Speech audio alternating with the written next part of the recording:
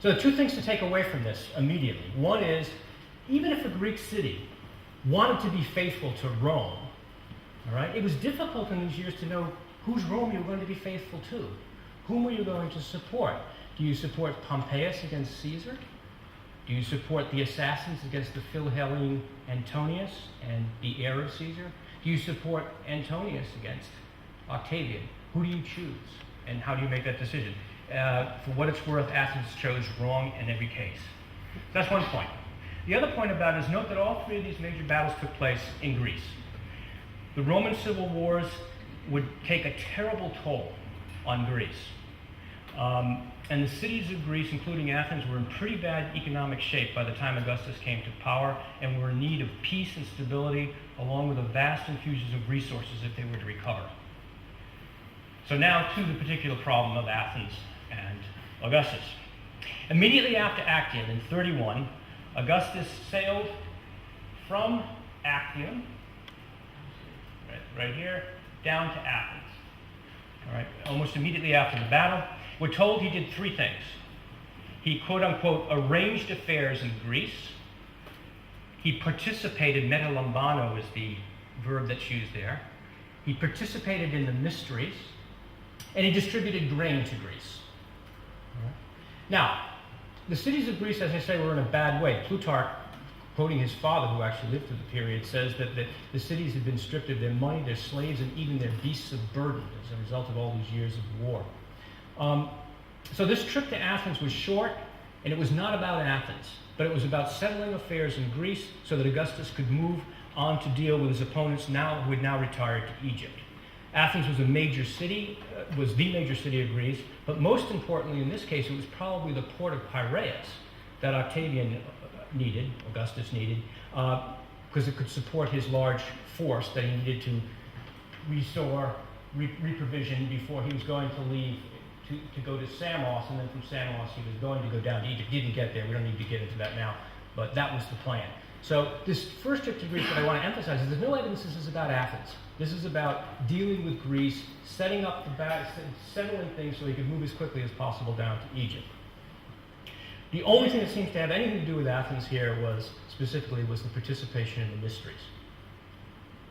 When Augustus next shows up in the region, it's 10 years later, and it's a very different story. It's now the winter of 22-21 BC. Augustus was now off on a 2-year-long trip to the east. Remember, you don't have jets in this world, so if you're going to go to the east, you go for a year at a time. You don't go back and forth. So he's planning a 2-year-long trip to the eastern provinces, and he stops off in Greece. Between 22 and 32, 32 and 22 I should say, 31 and 21, there's no significant evidence that I know of for the relations between Augustus and Athens. On this trip, he first of all stops at Sparta. And at Sparta, he honored the city by giving it the large island of Kythera, down here, into its possession. And he honored them by attending their Syssitia, their eating clubs, their communal eating clubs, which were particularly characteristic of Roman culture. All full Spartan citizens had to be a member of an eating club. It's said that he extended these favors to Sparta because they had harbored his wife Livia and her son when they had to flee Italy during the civil wars, not mention the fact that the reason they had to flee was because of Octavian. This was before he married her. And also that Sparta, along with Mantinea, had supported Augustus in his war and in the Battle of Actium, his war against Antonius and Cleopatra.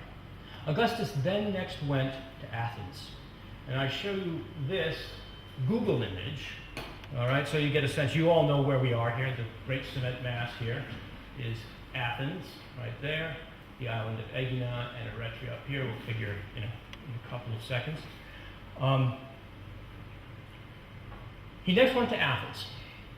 It's pretty clear he never entered the city. So he didn't go to Athens, he went to the regions of Athens. Plutarch says that he spent the winter of 22-21 on Aegina. It's just off the coast of Athens, as you can see, quite close, and a longtime rival of Athens for power in the area. Remember, Pericles once referred to Aegina, that beautiful island that you see when you go off on boats, referred to Aegina as the eyesore of the Piraeus. Augustus let it be known when he arrived in the region that he was still angry with the Athenians and he proceeded to take away from Athens control of both Aegina and Eretria, two cities which had been paying tribute to Athens. And he did so because he was resentful, still a decade later, of Athens' support for Antonius in the Civil War. Now, the message here can't be clearer. Sparta, which had supported Augustus in the war, receives into its control a large island off their coast, and Augustus goes on to honor them by attending their famous eating club. Athens, which had opposed Augustus and supported Antonius, is deprived of a large tribute-paying island just off the coast, and the great man spends the winter on that island, well within sight of the city. With the spring, Augustus departed Aegina for the east, where he would remain for 2 years. Almost 2 years, but we'll call it 2 years.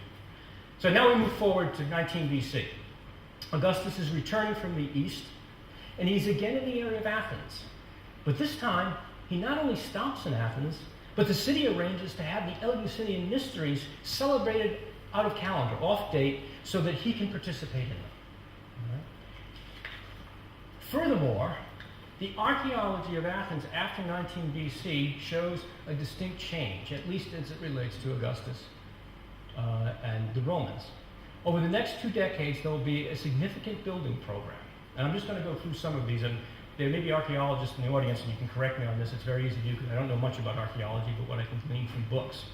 But what I do gather seems to support a single point, which will develop as we will evolve as we go through this. So, for instance, after 20 BC, not long after that, a series of 13 small altars dedicated to Augustus begin to appear in and around the two agoras in Athens, the Roman agora and the Athenian agora.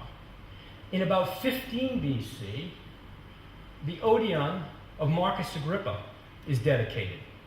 Agrippa was Augustus's closest friend and is almost his co-equal in power. So this is more or less as if it were Augustus himself. And you can see there's just pictures from the agora there. I will do this all the way through. I'll give you the remains, and then I'll give you reconstructions at the bottom, because I can't tell what the remains make any sense. They didn't make any sense to me, so I have to depend upon reconstructions. I thought it might be helpful. So 15 BC, we have the Odeon of Marcus Agrippa is dedicated in the Athenian agora. In about the same time, or maybe as much as 17 years later, the archaeology is fairly vague about this, there's this temple to Ares that was reconstructed in the Athenian agora, just south of there's the Odeon of Marcus Agrippa, and here's the temple of Ares. This is the little bit that's left today. That, I think, if I'm right, is the rubble from the temple. The actual site of the temple is, from the point of view of the camera, back here, which is, as far as I can tell, completely clear, and then you can see the remains of the Odeon right there. All right, so this is the second Augustan building that appears in the agora, or at least supported by Roman money, it seems.